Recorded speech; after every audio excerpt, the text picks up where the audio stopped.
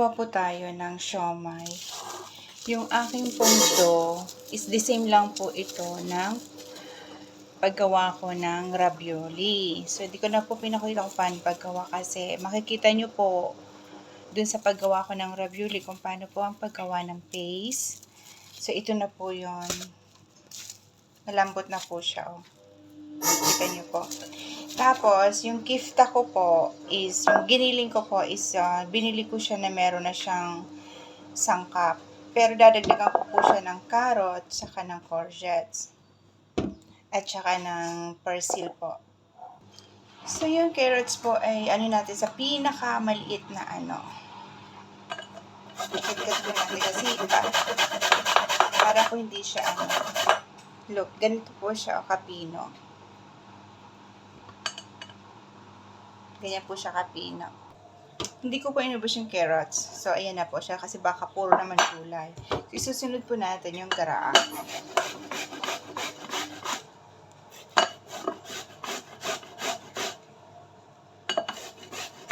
Ano pala ito? Sushimi. Kasi garaa po dito sa Arabic. Tapos, courgettes po sa French. So, sushimi pala ito sa English. So, ayan na po siya. So, hindi rin natin inubos kasi baka puro lang gulay. Then, susunod po natin yung ating persil. Parsley po.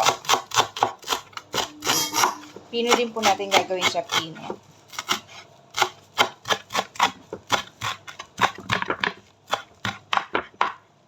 Ayan. Ayan, ito na po. Pino na siya.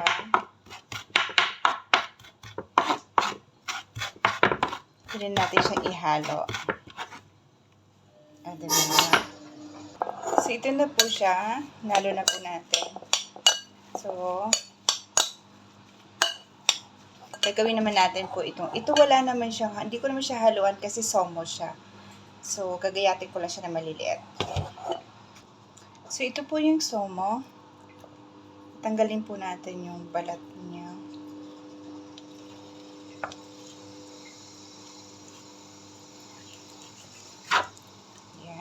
Tanggalan po natin yung balat. Titingnan lang natin. Ayan, meron po kasi siyang tawag dito. Ayan, tinik. So, tatanggalin po natin yung tinik. Ayan, wala na po siyang tinik. So, ang gagawin po natin is, hiwain po natin siyang maliliit. Para po ilagay natin siya sa loob ng ating siomai. Sa ating siomai paste. Ayan po. Ganyan ang kaliliit. So, ito na po yung dumplings natin, yung ating giniling, at saka yung ating salmon. Gagawa na po tayo ng ating pambalot.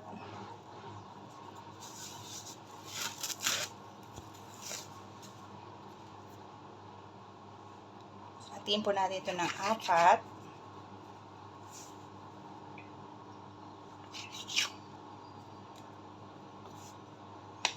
Ayan. Hatiin natin 4. Unahin muna natin to.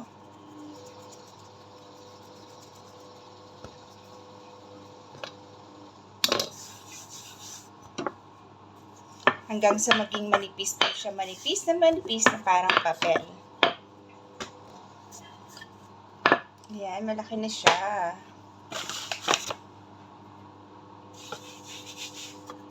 Paninipisin lang po natin siya ng paninipisin.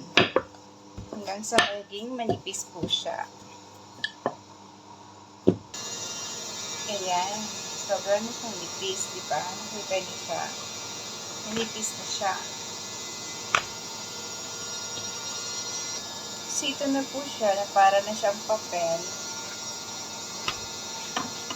So, hiwain na po natin siya. Kaya ganyan lang natin siya.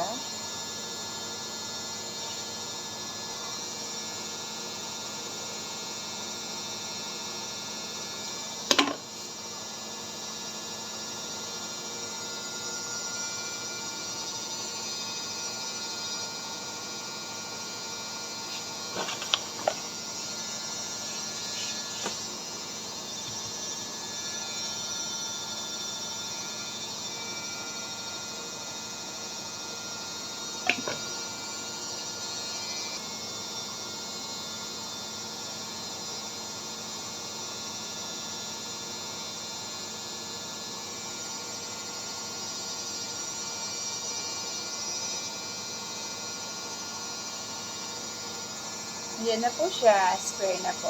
Hati-hati ko na po. Babalot na po tayo. Hinayin po natin tong somo.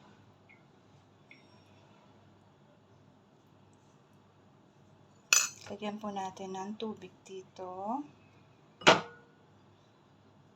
Tapos, i-fold po natin ng ganyan.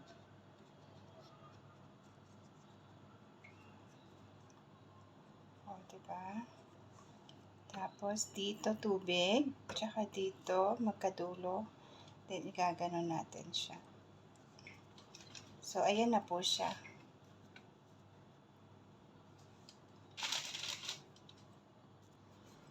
Tapos na po natin mabalot ang somo.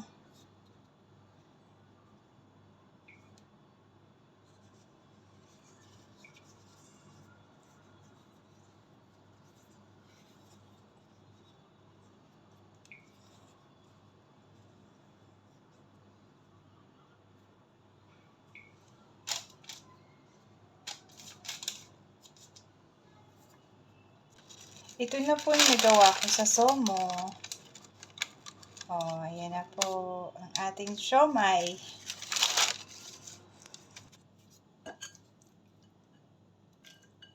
Ito naman po yung kiniling.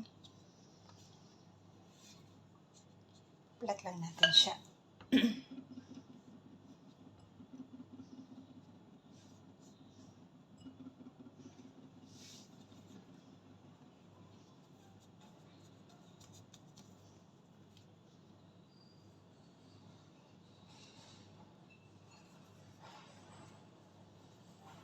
Ayan po. Ayan ang kanyang style.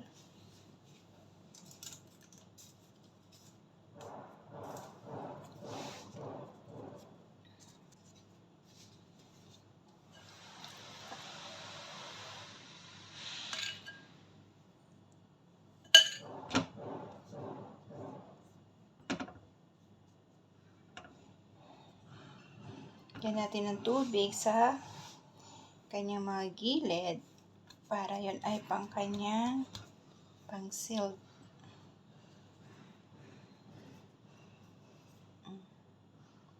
Ito.